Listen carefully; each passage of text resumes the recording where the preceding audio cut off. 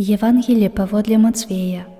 Езус сказаў сваім вучням: «Калі моліцеся, не гаварыце шмат, як язычнікі, бо яны думаюць, што ў мнагаслоўі сваім будуць пачутыя. Не будзьце ж падобнымі да іх, бо ведае Айцец ваш, у чым вы маеце патрэбу раней, чым вы папросіце ў Яго. Таму вы так маліцеся: Ойча наш, который ёсць у небе, свяціся імя Тваё, прыйдзі валадарства Тваё, будь воля Твая, як у небе, так і на зямлі.